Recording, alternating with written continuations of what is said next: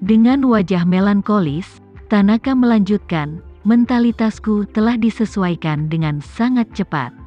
Hanya saja Tuan, kamu tahu, Nona, dia kuat dalam hidup, dan mungkin tidak dapat beradaptasi dalam waktu singkat. Nanako mengangguk ringan, dia berkata, aku akan mencoba yang terbaik untuk membantu ayah keluar sesegera mungkin, dan Tanaka, tolong bantu aku. Tanaka menundukkan kepalanya dengan hormat dan berkata, Nona, jangan khawatir, saya akan melakukan yang terbaik.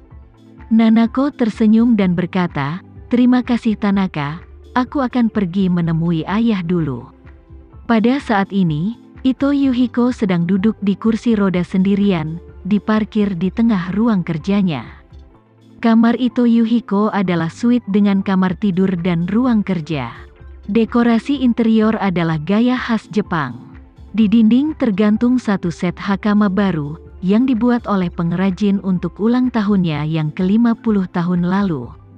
Saat itu, ia meminta para pengrajin untuk membuat 2 set. Satu set disiapkan untuk ulang tahun ke-50, dan set lainnya disiapkan untuk pernikahan putrinya. Untuk pria tradisional Jepang seperti Ito Yuhiko, kecintaannya pada hakama lebih dari aristokrasi Inggris untuk pakaian yang dipesan lebih dahulu. Hanya saja sekarang, melihat set hakama bertato ini, dia sama sekali tidak menyukainya. Alasannya sangat sederhana.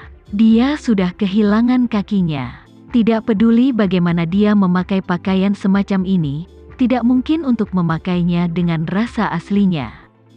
Bahkan Ito Yuhiko merasa bahwa dirinya saat ini sama sekali tidak layak untuk hakama berpola yang dibuat dengan sangat halus.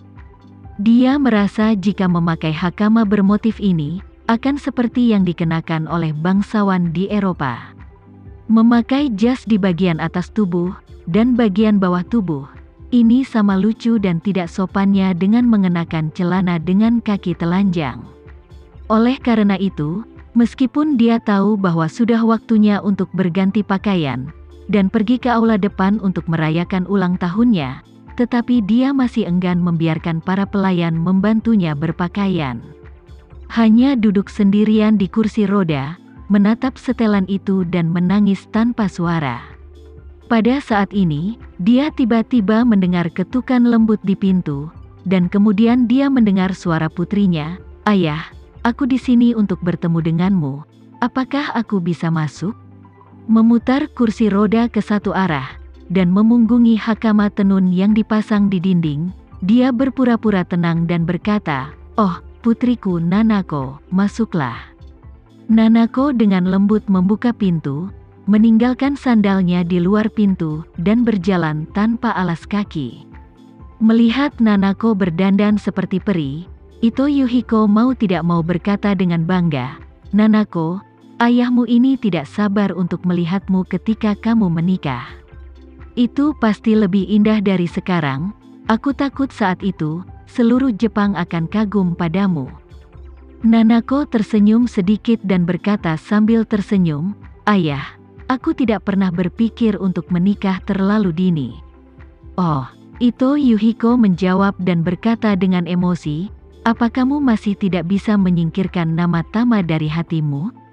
Nanako tidak menyembunyikannya, dan berkata dengan serius, Ayah, bukannya aku tidak bisa melepaskan Tama, tapi aku tidak punya tempat untuk orang lain. Bahkan jika aku melepaskannya, tidak akan ada orang lain. Ito Yuhiko tertegun sejenak.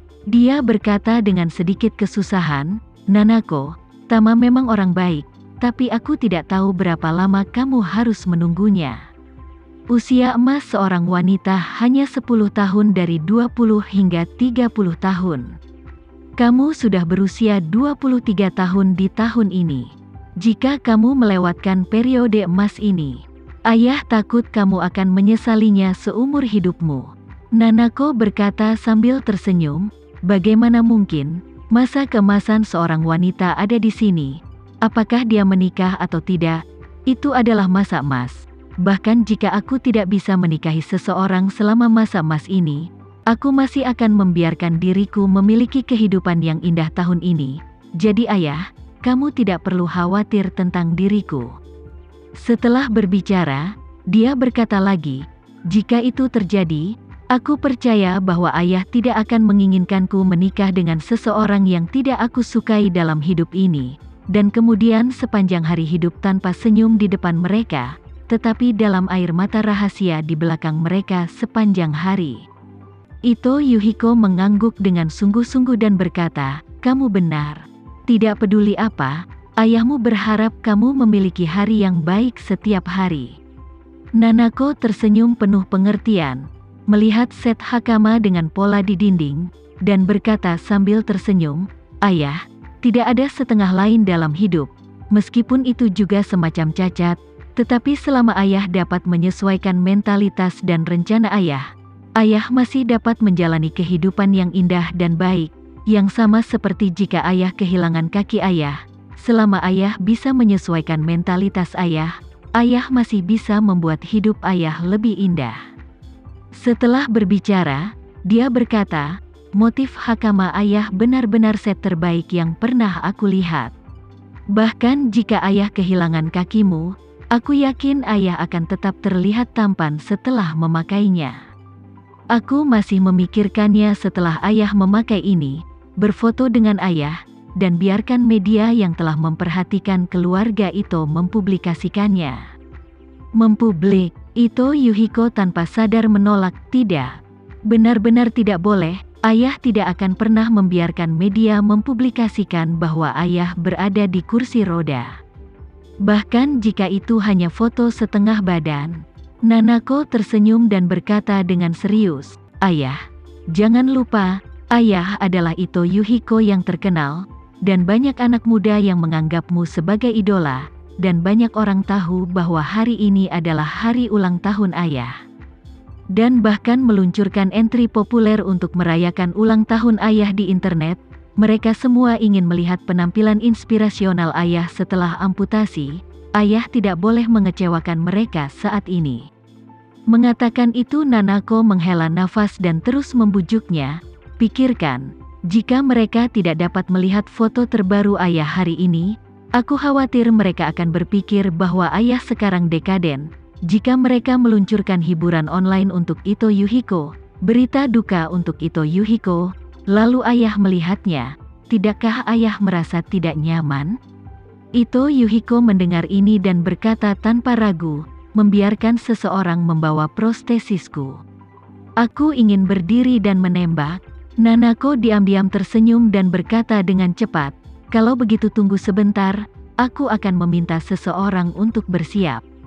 Setelah itu, dia bergegas keluar dari kamar. Ito Yuhiko selalu lebih tahan terhadap prostetics, terutama karena dia diamputasi di paha dan sangat dekat dengan tuberositas iskia. Setelah amputasi tingkat tinggi, sulit untuk mengontrol bahkan dengan prostesis terbaik, dan pengalaman menggunakannya akan lebih buruk. Jika betis diamputasi, bagian di atas lutut masih dapat mengerahkan kekuatan secara normal. Kemudian saat memakai prostesis pada dasarnya seseorang dapat berjalan dengan normal dan bahkan berlari sesekali tanpa masalah. Tapi Ito Yuhiko sudah hampir mengamputasi akar kakinya.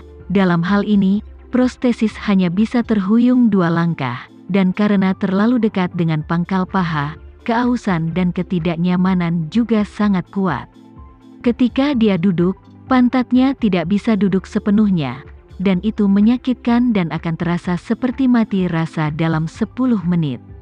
Karena itu, seringkali Ito Yuhiko lebih suka duduk di kursi roda daripada memakai prostesis.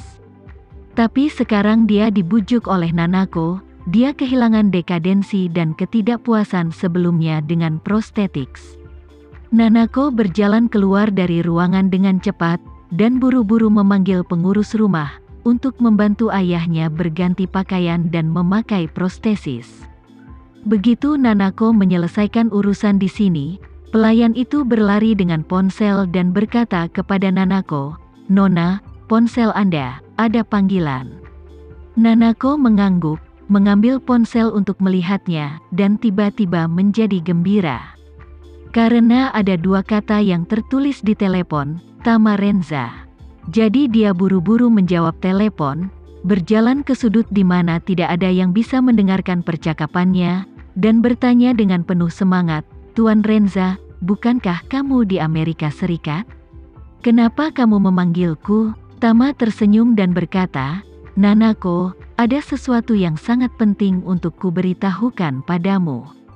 Nanako buru-buru berkata, "Tuan Renza, tolong beritahu aku."